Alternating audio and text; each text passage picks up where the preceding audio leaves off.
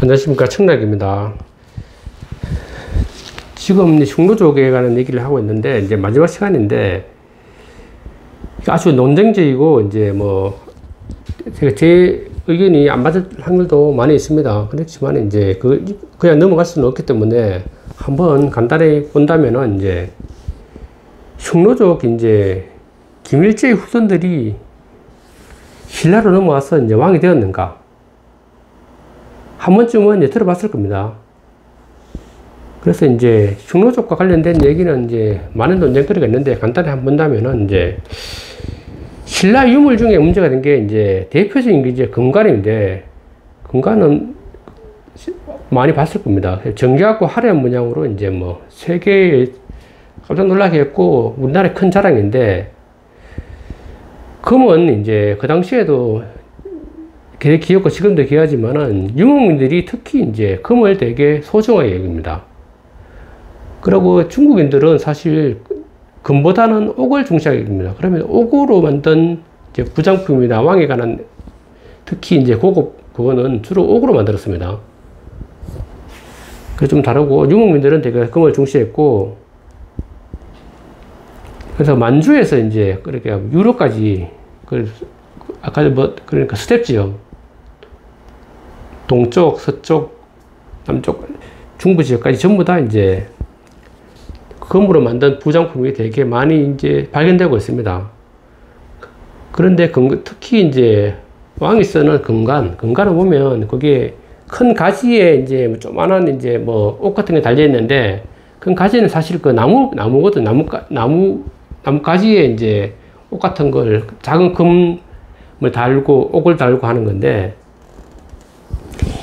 이런 양식은 사실 지금 수대 지역에서 강범위하게 많이 발견되고 있습니다. 우리 신라뿐 아니야. 다른 이제 유목민들 지역에서 많이 발견되고 있고 이것이 이제 신라의 것이 아니고 원래 흉노족들 것이 아닌가. 워낙 많이 닮아 있고 그러고 그 당시에 흉노족이 건너왔다는데 한 2세기 1세기 2세기 한무제 이후니까 그 당시에 그만큼 정교하게 금을 세공할 수 있는 그런 기술이 신라에 갑자기 있었을까?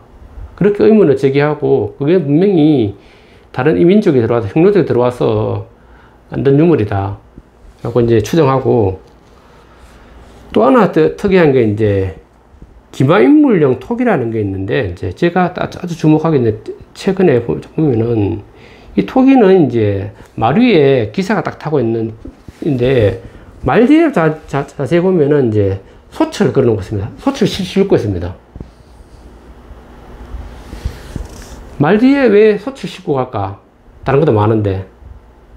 생각해 보면 정주인들은 그럴 일이 없잖아요. 항상 한 곳에 정착해 신라인들 마찬가지고 정착해 사는 데가. 근데 유목민들을 생각해 보시죠. 유목민들은 이제 광활한 지역을 계속 이동을 합니다. 목초지를 찾아서.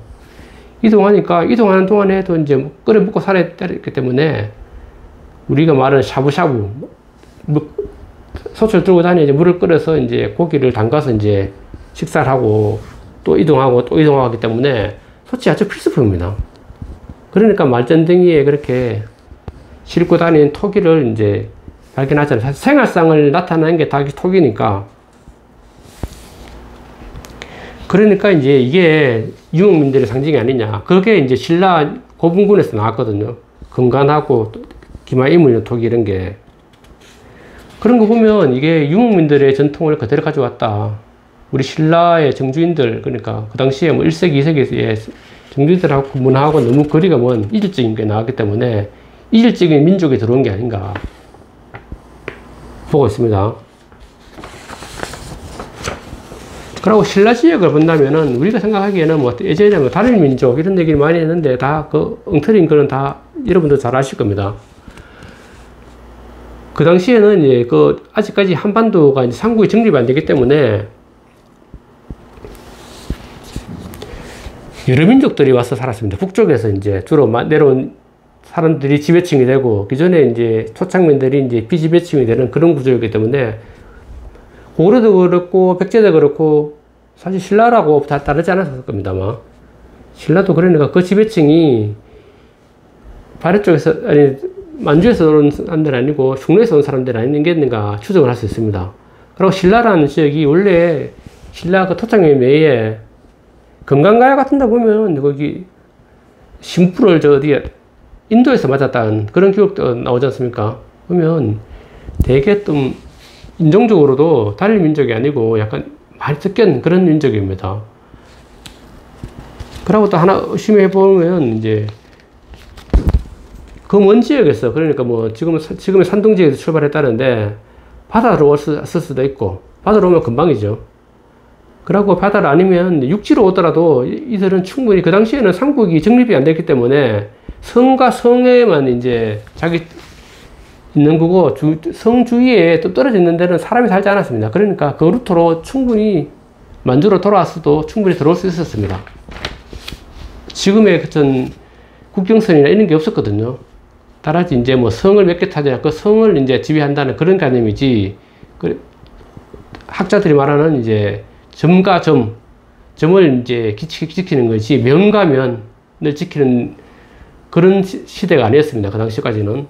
그렇기 때문에 충분히 그렇게 넘어올 수 있었다. 생각되고, 그러고 이제 그 중에 이제 김일제의 후손들이 신라 가야 와서 이제 왕족이 되었는가 이제 본다면은 김일제가 누군가 하면은 흉노인인데 그때 남흉노가 멸망하고 한나라 무제 이제 한무제 때 이제 한무제 눈에 띕니다. 김일제는 원래 그 흉노족의 그 태자였는데 흉노조가 망하고 난 다음에 한무제 밑에 와서 이제 신하 노릇을 합니다. 그런데 워낙 이제 일을 잘했기 때문에 한무제 눈에 딱 띄었습니다. 눈에 띄어서 이제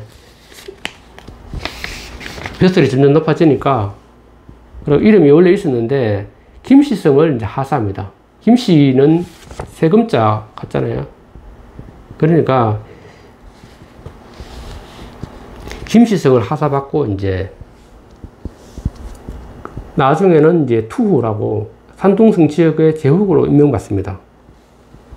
이후에 사망하는데 김일제 후손들이 이제 나중에 신라로 건너와서 왕이 됐다는 이제 설인데, 이거 KBS 공영방송의 역사 추적이라는 다큐멘터리 한 10년 전에 상세히 나온 게 있습니다. 지금도 있을 겁니다, 아마. 이때는 이제 한무제는 흉노가 이제 거미를 만들어서 이제 천신에게 제사 지내는 풍습을 보고 김일제에게 김씨성을 내는 것입니다. 이후 김일제의 정손이 이제 김당인데, 김당은 왕망을 도와서 왕망이 전한이 멸망하고 난 다음에 잠깐 신나라는 게 잠시 생겼는데 몇십 년 동안 후한 넘어가기 전에 왕망을 도와서 이제 신나라를 만드는데 큰 공을 세웁니다. 그러다가 이제 얼마 되지 않아서 이제 신은 멸망하니까 이때 김일제 후손들은 이제 어차피 신나라는 반역에 간장하기 때문에 살 수가 없잖아요. 그래 산둥만에 살던 그 종족들이 대거 한반도로 건너왔다. 그래서 이제 왕족이 되었다고 이제 하는 설인데, 이 사실이 어디에 기록되어 있나 하면은 이제 문무왕 비문에도 있고, 문무왕 비문에 투후라고 하는 사람이 김일제가 받은 그 제후, 투후, 그 산둥씨를 부여받은 이제 김일제를 투후라고 합니다.